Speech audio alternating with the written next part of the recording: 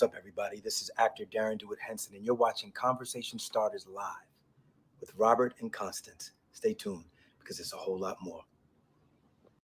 Well, once again, my friends, my name is Robert Antoine, along with the lovely Constance Carter. And we believe that for every situation, there is a conversation. Hashtag Conversation Starters Live. Constance always teases me about that, but I just want to thank you guys for hanging out with us because this is the #1 entertainment platform in the world. And it is only because of you. We appreciate you liking it up and hearting it up and making sure that you show us some love.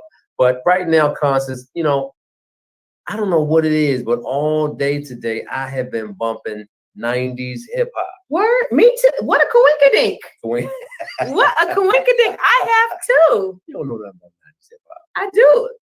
Just because you old or older than me, it doesn't mean I don't know anything about 90s. Well, I tell you what, I got. That was my prime.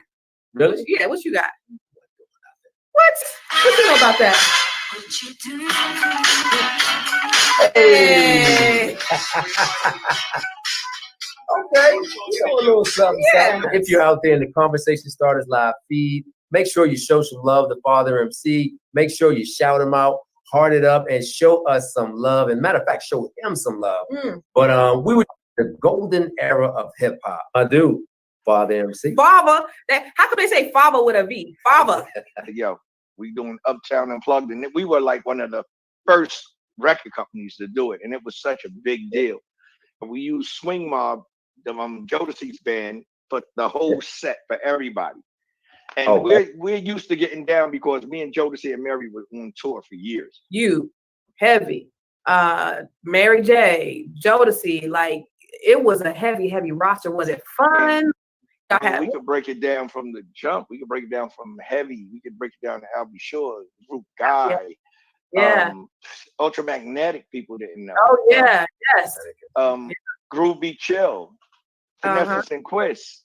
You know, then I came in that second era. I came in with Father MC, Jodeci, Mary J. Blige. Now I'm scared. I'm coming right after I'll Be Sure, the Elvis Presley. He had chicks fainting. I was like, oh my God. I was sitting there like, when I say fainting, Guy took me in and took me in like a little brother. Like, you know, we all dark skinned and they had them little Lamborghinis in Brooklyn and I'll never forget. I got mine and I felt the same way. I was like, yes. I remember when Puff left Uptown, right? And kind of went off and did his own thing. Was that like bittersweet for you? And here's the reason why I asked that question. I also remember being on the West Side, and when Cube left NWA, you know, it's bittersweet. And now that we're able to see the back end of that story, we know why Cube left. But did you feel some type of way when Puff left Dre, because Dre put him on? He was part of, you know, a lot of what. Well, a lot of people thought like when Puff got fired, like they thought that it was like I thought he left. No, he got fired. No, he got fired. Yeah. But I mean, he got fired in a good way. He didn't get fired like I'm kicking you out. Get out of here. You know, he got fired because Dre in his heart knew that's as big as Puff was gonna get at Uptown. So he already built the bomb, which is Puffy. I'm gonna throw it out the window. Notorious B.I.G.'s first record was under Uptown. Puff, when he got his freedom, it was the bomb going off. It was time to go. So the question when he left, was it bittersweet? It was beautiful both ways because we was always cool. And I could go to Bad Boy and Bug Out and Wild Out, and he come to Uptown, and I'm gonna see him at every party because once you're with Uptown, you're stuck. Like it's for life. Well, speaking of Andre Harrell, rest in peace to the brother. I've heard so great stories about him and how he just wanted to uplift Black excellence. That was his thing. He always wanted to help his people out. What are some of your fondest memories of Mr. Harrell?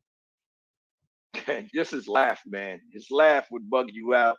And if he didn't like you, you didn't know it, but whoever was around him that knew him knew it, because he'd be like, when he's not looking at you, he'd be giving me faces like, get him away from me, buddy.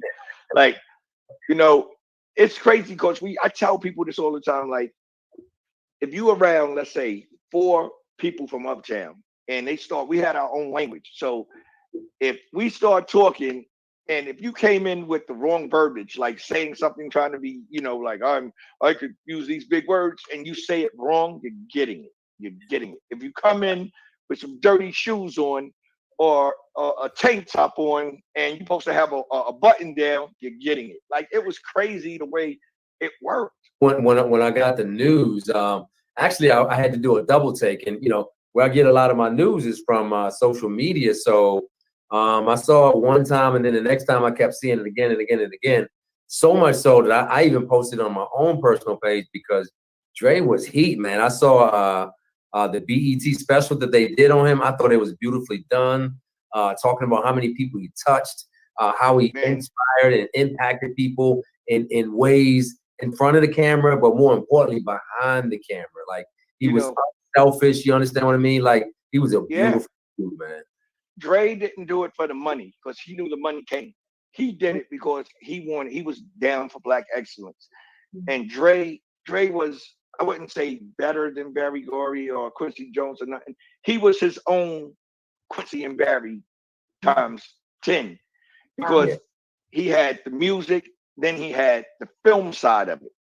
Like, we had New York Undercover, so we just was starting to break out. We had the soundtrack, Strictly Business. We had all of those movies that go Natalie. I mean, we had joints, and it's just that Andre wanted to show the world that here goes some cats that are doing it. They're young. He liked the dressing. Dre loved to dress, to dress, and he wanted to show America, like, yeah, you ain't got to be selling drugs to have on a Rolex. You ain't got to have, you could be making this, being realistic. But Dre was that dude, man. I mean, you have to know him to understand. That's why we have a podcast. We're shooting a podcast. I just came from Atlanta, finding the editors out there. Me and Jimmy, the vice president of Uptown, we started this thing called Uptown Beyond. And we have all of the artists on Uptown, and we're interviewing them, and we just zooming it up, and we cracking jokes. So we all know the same jokes and talking about how much we love this man. And then it's the beyond part is when Uptown, from the transition from Uptown to he got the job at Motown. And then he, like all the celebrities. So it's not all music. Then we have another side of it, which is the acting side, the friends in Hollywood, like, the Lisa Rays, the Kim Whitleys, the everybody, the what's her name? I mean, it's so many, and it's not just all Black. You know what I'm saying? So it's like you got all these white actors and Black actresses that come out and support this man and loved him. So that's why it's Uptown Beyond.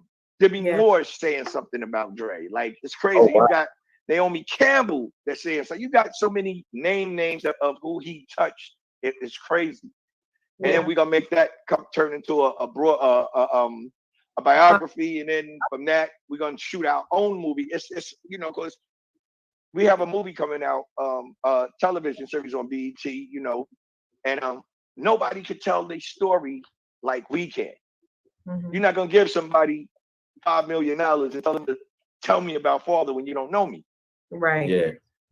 You know what I'm saying? So it's like that. And then we're gonna come out. We're giving not only the artists a platform, but we're giving the employees that made us a platform to talk about it. Because you can't forget them either. That's why every time I used to go on tour, I love to go to the in-stores and do it, but I like to go to the factories, like the buildings, the uni buildings, and let me go shake them people's hands who stomping my records, like putting the plastic on the CD, because that's what it's about, man. You gotta share the love, though.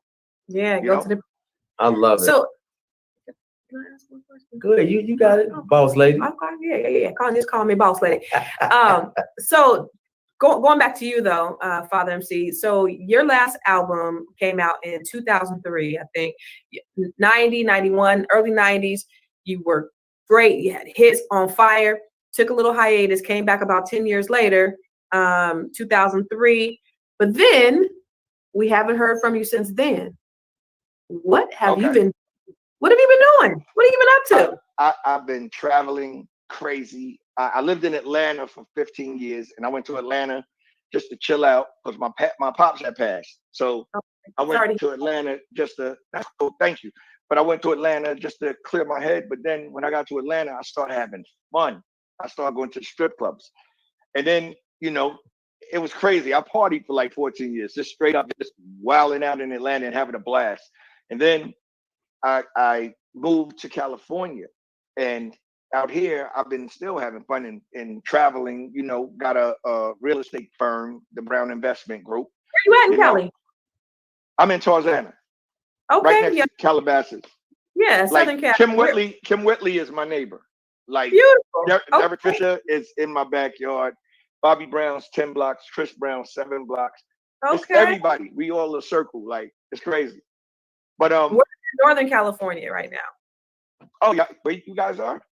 Yeah. And actually, I own a real estate firm as well. Maybe we can do some business. I own the largest African American owned real estate firm in California. I'm building something in ATL as we speak. Yeah, let's talk. I had to get a perm loan. A perm? Oh yeah. Yeah, building up. That's dope. Okay. Okay.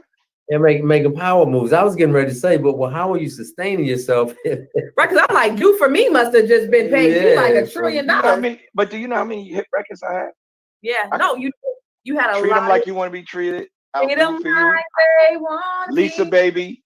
Yes. Treat them like you want to be treated. I'll do for you, Lisa Baby. That's on one album. Then you had the One Night Stand. Everything's gonna be all right. Affection. That's the second album. But here's the thing. Third album. You had a lot of hits though, Father, but a lot of people be having a lot of hits, but they can't make their money stretch like the way you made your money stretch. Yeah, you have to invest. I toured immensely. That's why the albums were so spread apart, because every time I come out with an album, I would be on tour for 2 years.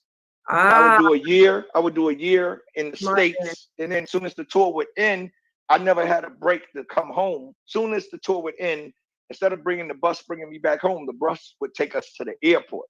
And now we fly in over there to get that bread. Okay, that makes sense. Then we come back over here.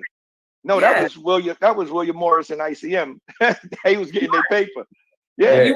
I know no regrets about that, because you did all that stuff while you were younger, stacked that cash, that money, made your investments, and you're doing really well. And then what you do is, the real estate game, I know people say it, and I know people say a lot, like the real estate game, the money, and people say, that's what everybody say. If you really double down on your bread in the real estate and you catch some great property investments, you can win. Yeah. I haven't worked a job. The only job I ever worked was Kentucky Fried Chicken, and that was before Father MC. So you do the math. Kudos to you. No, kudos. And here's the thing about that is you need to teach the game to the young brothers that's coming up, because they need to understand how to hustle and how to flip their money the right way. Well, you know, the thing, the recipe is to these young cats, when they buy the jewelry and everything, it's a thing you got to go through as an artist. You just got to go through it. I went through it. Got to get it out your system. You know, you just got to know, like, the thing that's great now is that these kids can sell a single, like Cardi B and what's her name? Yeah, the Stallion. Yeah. They 20 million records right now. They streaming. Right. At the end of the day, they could go to the record label and say, give me 60 million. And throw a $10 million house in there with my name on it. Right. They could do that to these record companies. These record companies, because back in the day, you sell 200 and something thousand units, that's $1 million for a record company. Yeah. Now you do that in streams, that's 15 million that a record company has never seen before, because there's so much that you could do with streams. And you saw how you could get paid. So a lot of people don't realize. That's why at one point in the game, record labels was like, I'm not giving no advances. I don't care. Now it's about marketing companies. So you don't even need the label. You can go and say, yo, I'm putting this record out. This marketing team's going. It's all about now endorsements.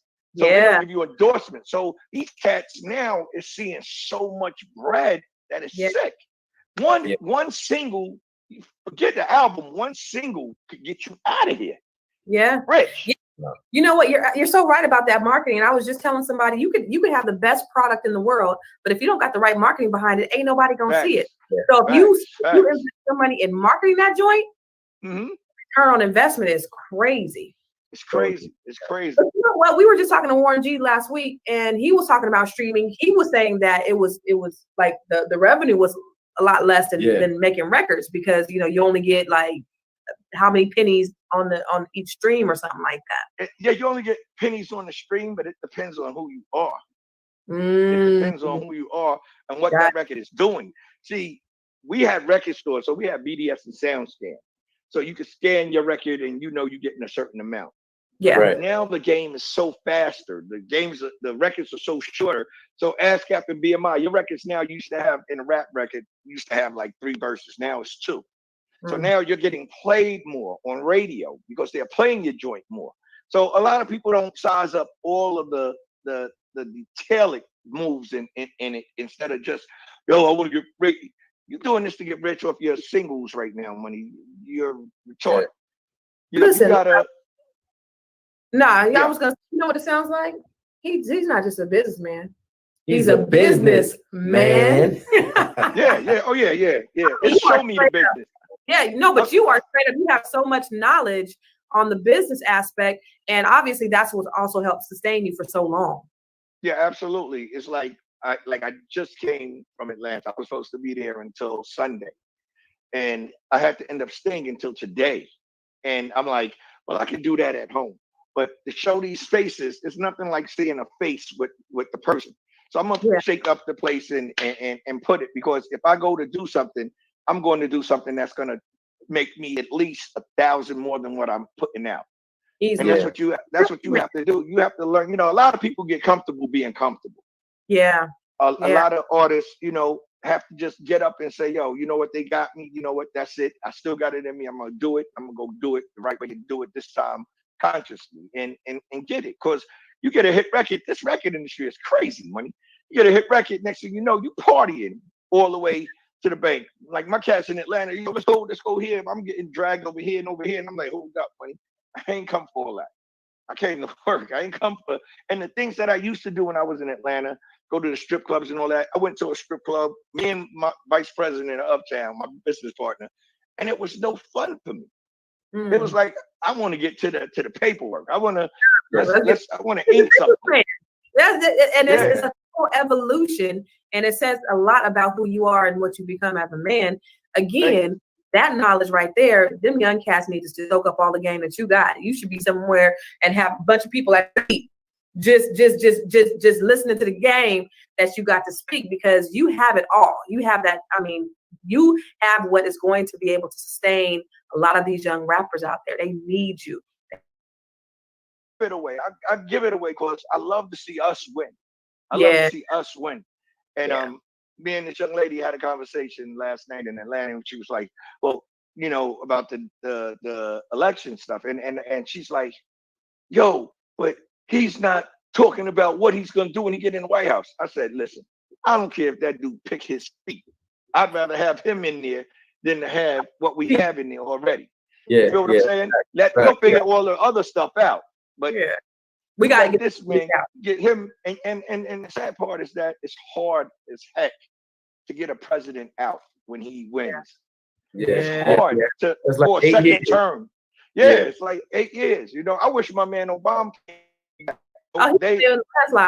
it's nothing. His wife would destroy everybody. Yeah, absolutely fire. Yeah, she would destroy everybody. Destroy the game. But listen, question for you, Father MC. The move that you made from New York, I always tell Constance, like when I went to Howard University, right? That's about. Yeah, half the student body was from either Jersey, New York, or Connecticut, and all of them talked about New York the whole time, how great it was. I remember traveling to New York because I wanted to see how great it was. But peep game though, everybody that lived in New York came to Howard. Once they graduated, they stayed in the DC area, never left, and went back to New York. So here you are. You New York is the mecca for hip hop, but you went to ATL, and then you got a spot out in Cali, and then you got a joint in Vegas. So why you leave the borough, baby? When I left New York, I got tired of getting locked up. I'm just keeping it 2000. I got tired of getting locked up because it was crazy. My baby moms was going rampant on me, and it was highway robbery. I wasn't taking care of the kid or nothing. I was just being handcuffed for nothing. Women see you do something great for them and you break up, they don't want to see it happen for the next chick. So you either like do what they say and stay with them. It's cheaper to keep them. And I've never been that type of dude. I've never been that type of dude. Like cheaper to keep her, and I gotta be happy, man. At the end of the day, me and her have the best relationship you can imagine as of now. But it took us to get older, and I had to go through the ups and the downs. I had to go through the humiliation, being arrested at Hot 97 radio station. But I wasn't caring about that. I was caring about the bracelets on my fingers, on my wrists. I was, get me the hell out of here, money. At the end of the day, jail didn't scare me because where I come from, I knew half the people there. So that didn't move me. But my manager at that time came to me and said, yo, you wasting, you losing more money. Give it to the broad and let's go out here and get it back. And I was like, you know what, you're right, So it is what it is, and I had to go through it to get to it. You know what I'm saying? So I thank God for everything. I wouldn't change nothing, man. Yeah, but I ain't gonna lie. Yeah, you've had a good life, and you've made some great investments. Yeah. But that's what I was going to ask you. Are you married? Do you have children? Like what's married? Not married. Never. For the internet goers that want to believe the internet, me and Teresa Randall never been married. I was getting ready to say, yeah, the internet got you married, bro. Yeah, I know they do. And, she's a good girl. We used to smash, but never. Oh, I said smash. Yeah, we did. I ain't what it is. She's a good girl. We grown. Shit, I ain't hold hands all day. I tell you that much. But we were good friends. And when we go on the red carpet, I think somebody said they were married and it's stuck, and, the world runs with it. If I was married to her, she's a beautiful woman, I would say, yeah, I was. At the end of the day, I'm not a front, But what's a day in a life like for Father MC? It depends on which one, Father MC. If you want the funny father, it's cracks and jokes. If you want the business father, it's phones all day. It's phones, all three of my phones, like boom, boom, boom, boom, boom, going. If you want the Father MC with his Gucci shoes on and jeans, and he's in the field with his hat on his sights, that's different. That's a whole nother brother. So, it's just different, man. I live to have fun, man. I say it like this. Listen, I tell people there's 4 quarters and $1, right? Mm-hmm. Yeah. We in our third. I'm in my third quarter. I'm on my third quarter. So the next one is everything should be straight. Right now, we are all in our third quarter. So it's right now, you got to do something with it and make sure it sticks. Yeah. And my advice is to have fun, man. If you ain't never traveled, travel. When this thing is over, this thing, go see the world, man. Get the hell out of here! It's beautiful. Yeah. It's beautiful. It's beautiful. The world is beautiful. There's really not that many places that this game haven't allowed me to go. And that's why I'm so thankful for the music game, because it allowed me not only to go for myself, but also to employ 15 brothers and sisters that I took around the world. Wow. I got 17 passports. I got 17 passports filled up. I love it. And the thing of it is what you got to do is, that's why I say, like, to the youngsters, man, the jewelry and everything is cool for your run. It's cool for your run. But, right now you buying like Mr. T stuff. That's cool too, if that's what you want to do, because if that's what you out here to do it. Live you. Yeah. Don't live for nobody else. Just put something away. I took care of my mama too. You know what I'm saying? I bought her the house. She wanted to retire. I bought her a house in Long Island. Then she told me she wanted to retire in Vegas. So she got her house in Vegas, and she's been there ever since. And that's why I'm always in Vegas, but I never stay at the house, because I like to stay at the hotels when I go. I like that butt naked with a cigar, robe on, Timberlands. Right. Hugh Hefner. I see it. I see it, Hugh. I see it, baby Hugh. Yeah, that's the name of a reality. It's crazy. Okay, so what are you? What music you working on right now? What you working on? I'm working on my joint. It's called Black Disney. You know what I'm saying? I'm working on that. It's coming out. You got some bangers on there. Oh, you heard something? We heard a couple of yeah. Oh, okay. And I'm working on that. We're finishing that up. We're finishing up the podcast. Our last podcast is tomorrow. We'll have 12, 13 in the can. And now we're in negotiations. We're not like giving up the story and I'm talking to you. You got to pay me for the combo at the end of the day. I tell people like I'm not doing it and just throwing it out there. We got too many stories that they'll pay for, and that's what they are. And we creating a bidding war that's working. So, like people ask me, yo, can I, like Uptown, the people I'm in business with, we don't want outsiders. We want whoever who we were down with, let's rock with us. And that's what Dre taught us. Like, we family, and we're going to be family from day in to day out. So, but I was known for always putting people on and in the game. So, I always try to help them out a little bit. It sounds like you're carrying on the legacy, the Uptown legacy, the Andre Harrell legacy. Really Absolutely. Strong. Yeah. Absolutely. Absolutely. Because he saved my life. I mean, he saved all of our lives. Like, Dre didn't pick you if you weren't picked for Uptown. Like, he had to see something in you for real. Yeah. He saw, Jodeci, he saw it, verbally. I mean, their vocally was crazy. Mary, he always used to say Mary is going to be his diva. Look at it now. Yeah. Albie Shaw was Elvis Presley. Yeah. Yeah. Guy and them were damn near the Temptations. The most biggest groups in the world came under our table. And I'm proud of that. I'm proud to be a part of that. Yeah. History. Yeah. It was certainly history in the making. And I know for sure that your legacy and your music will live on. But what I love most is that you're continuing the legacy by telling your story and cashing in on it. Yeah. Absolutely. Right? So it's not his story. It's his story. You dig what I'm saying? Right. And if you're able to control the coin on that, then high five from across the world or SoCal to NoCal, like, bah. Right. You know what's crazy? Y'all say, like, where you been? I've been doing me, and I never thought I left because I was out there. I was like, I just wasn't in the eye, I guess. I wasn't in the eye, but I thought I was in the eye. It's crazy. You still, but the great thing, I mean, that I'm so inspired just by talking to you is that you've been able to sustain yourself. You've been still, you've been investing. We always talk about having multiple revenue streams, which is so important. Yeah. Like you are living the dream, and that's a beautiful thing to see. And it's not very common, unfortunately.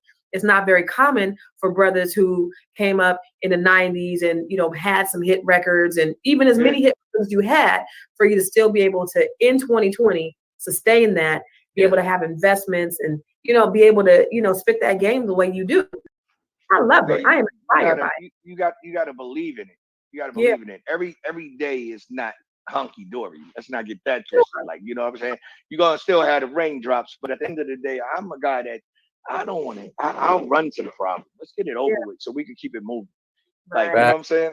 Let's get it moving. Because I don't have the time for the negative BS, man. Because, like, I'll tell anybody, I don't want to beef with you, man. Yeah, I hear that. But you definitely don't want to beef with me. It's a catch-22. Trust me. They don't want that smoke. You don't want. We don't want the problems. I'll say that quick. We don't want the problems. But y'all definitely don't want the problem. Listen, my dude, real quick, I can't let you off the conversation started live couch. Just got to make sure that you understand you are listening live to Father MC. I know you know him, and right now I want to make sure that you show him some love, heart him up, like it up. Make sure that you tell a friend, share this out. Let them know that Father MC is on the building. Yes, indeed. Yeah. Before I let you off the conversation started live couch, we have this segment called Really Want to Know. Really want to know. I don't even know if you're ready. I don't know if you want these problems we're about to bring to you, but we're going to give it to you live and direct. So I'm going to start you off. I'm going to hit you in the head real quick, right? Big bang question. A lot of people get scared when I ask you, but I'm going to ask you because you were in the culture. Mm-hmm. I need your top 5 MCs off the top. Don't play with it. Let me know who's top 5 rhyme spitters of all time. The GOAT. My top 5. Your top 5. Biggie. Now what's more? Biggie. Yeah. Biggie. Mm-hmm. Jay-Z. Mm-hmm. Rakim. Mm-hmm. Biggie, Jay-Z, Rakim. Oh man, the Scarface. Scarface was my dude, and another one. Oh, Coogee Rap. So wait, who said Coogee Rap? Pick up tips, zip up lips. Who said Coogee Rap? When I was 5 years old, I realized it was a man. Yeah. You know, but then I appreciate them all. Like, you know, it's too many to go on because certain MCs touched me in different ways when I was growing up. So yeah. I'm a New York cat, man. I'm a New York dude. So, you know, I like Prodigy from Mobb Deep. You know what I'm saying? It's crazy. Like KRS-One. I can't, you know, LL for one. Like, I love these cats. You know? I like artists for different reasons though. Hey, Paul MC, don't be afraid. See, he's scared right now because you know LL and Run DMC. They gonna see these things. No, it's your top 5, and it's subjective. It's completely for you. Like you said, I mean, it's a lot of different cats. Like I didn't hear you say DMX. I love his work. You know what I mean? But I love DMX. That's my dude. Yeah, exactly. Where you are, what hits you and what moves you, and I just need your top 5. So I got it on the book. No, that's the first time we heard Scarface. Yeah, that's the first time we heard Scarface. But you know what? Good choice. Scarface gets it in though. My lyrics. Oh, let me ask you. What am I going to ask you? I'm gonna ask you anyway. Go ahead. Tomorrow, you woke up as opposite sex. What will be the first thing you did? If I was the opposite sex? Tomorrow you wake up as opposite sex. What's the first thing you do? Pray. I pray. If I woke up the opposite sex, that's hell to me.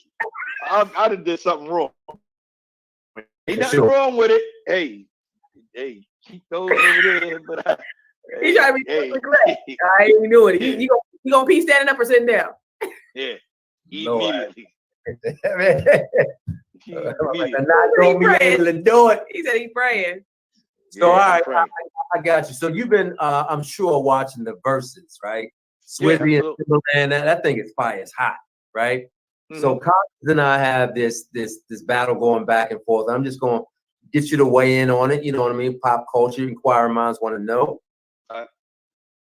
Erykah Badu or Jill Scott? Erykah. Really? Yeah. Speak in. Let me know what's happening. What's popping? What's on your mind? Why Erykah? Just because the sexy factor. Oh, only thing of it is I'm scared of Erykah Badu, man. She'll have you wearing stockings in 10 seconds. Right. You know, I'm scared of Erykah Badu, man.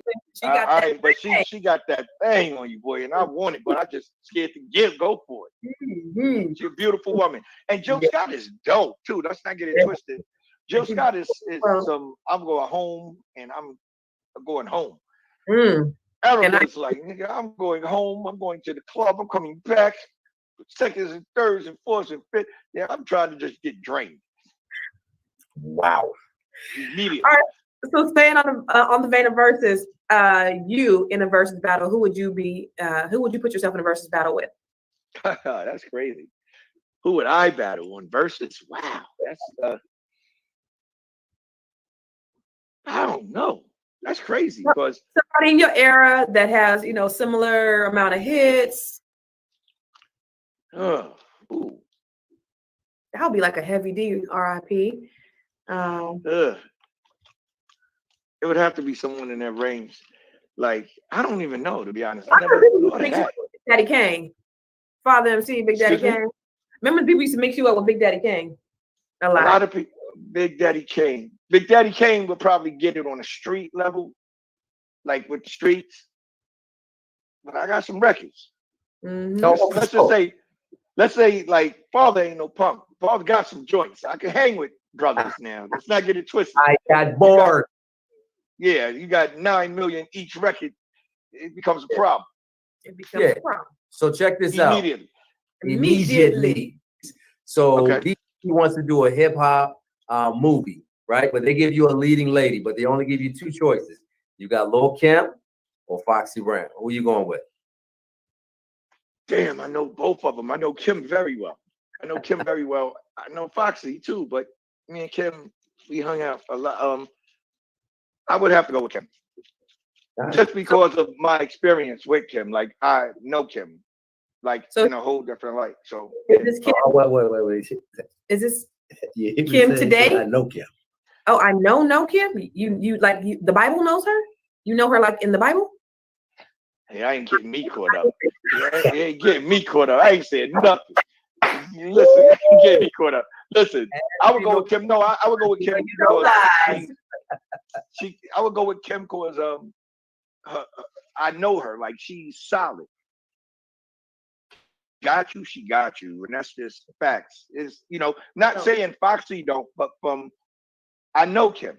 Yeah. You get what I'm saying? So from what I know of her, and this is back in the day, Kim, too. You know what I'm saying? Back in the day, Kim, or today, Kim, because they look slightly different. Yeah, they look slightly different. I think Kim's just a beautiful person, beautiful heart, if you really got to know her. Okay. You know what I mean? Back in the day, I haven't seen Kim in a minute. So I would have to go with back in the day, Kim. She was beautiful. Yeah, Kim Jones. Yeah, absolutely. Fire. I did. I did. Yeah, one more for you. Okay. So since you got passports, right? Stamp, you got tattoos on his passport. Tattoos. Facts. So right here, right now, weekend excursion post-COVID.